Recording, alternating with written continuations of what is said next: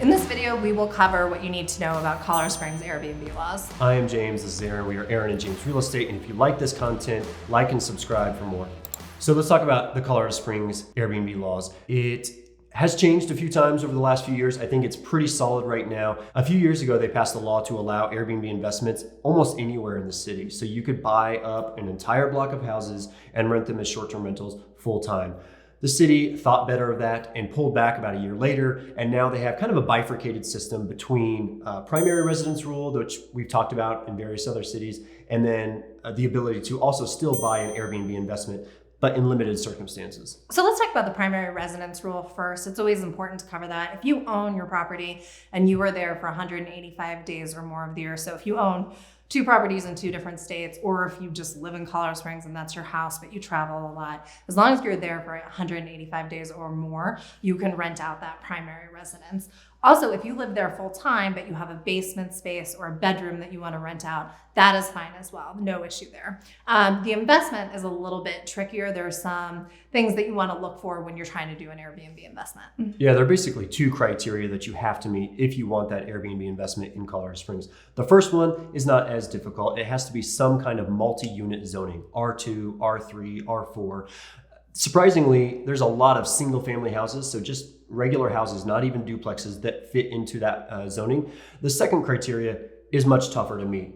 It also has to be outside of a 500-foot bubble from any other non-owner occupied or investment Airbnb. So once you start drawing those 500-foot bubbles around the existing ones, it blots out a lot of the city. Another consideration you want to have is that if you have an HOA. So if you're in a condo or a townhome or a neighborhood with an HOA, although it typically tends to be less of an issue with neighborhoods, but if you are part of an HOA, you're looking at the city zoning, which we've just explained, but also you want to make sure that your HOA allows for it as well, because a lot of HOAs don't. Yep. I will say, even though it is difficult to find those houses that meet the Airbnb investment criteria, the 500-foot buffer and the multi-unit zoning, we do actually find them. We have a series of searches set up, and we also have contacts in the city, and we have had multiple clients go under contract and buy Airbnb investments if that's what you're looking to do in Colorado Springs. I think some people ask the question, well, what if I make this big investment and then the law changes? What happens then? So with Colorado Springs and with a lot of the cities that we're seeing is that you get grandfathered in.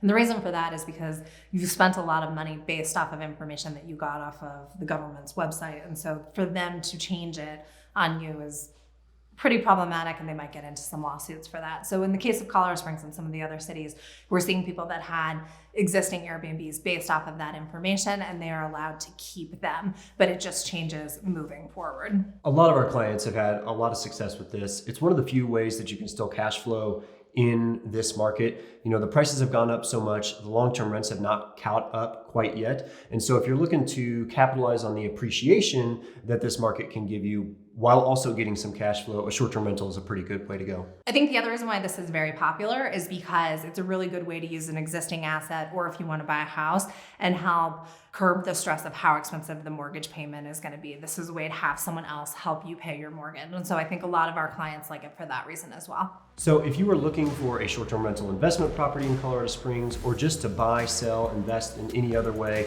reach out to us at Aaron and James Real Estate. And if you like this content, you can like and subscribe below, and also follow our podcast, which covers a lot of the same topics.